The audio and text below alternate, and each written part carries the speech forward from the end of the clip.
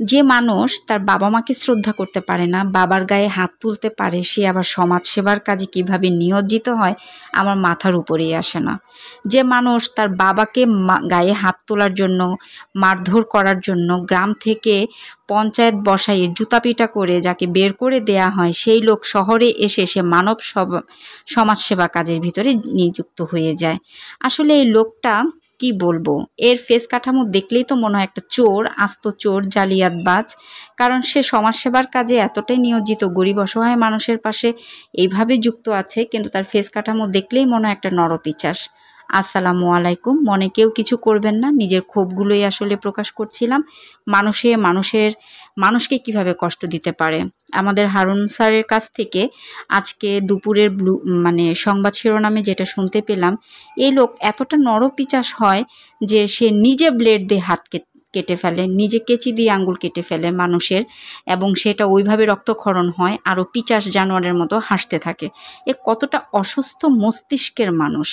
আসলে আমরা কি বলবো, আমাদের আইনের উপর শ্রদ্ধা আছে, যেটা ন্যায় বিচার, যেটা সত্য সেটাই খুঁটে বের করা হবে।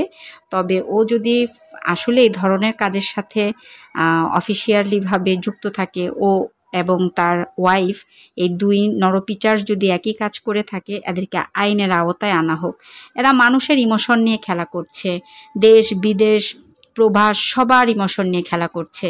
এই ধরনের বিষাদমুক্ত সে মানব সেবার কাজে আছে, একটা পচা গলার মানুষকে উঠাচ্ছে। আমি একে পেজে ফলো করেছিলাম অনেক দিন আগে, সেই 17 সালের লাস্টের দিকে, 18 সালের দিক থেকে আমি ওনাকে ফলো করি।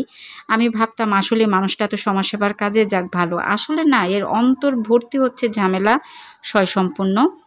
এই আসলে সমাজসেবা নামক একটা খোলস পড়ে আছে, এর ভিতরে কিছুই না, এর ভিতরে জানোয়ার, এর ফেস কাটা মতো জানোয়ার ফুটে উঠেছে।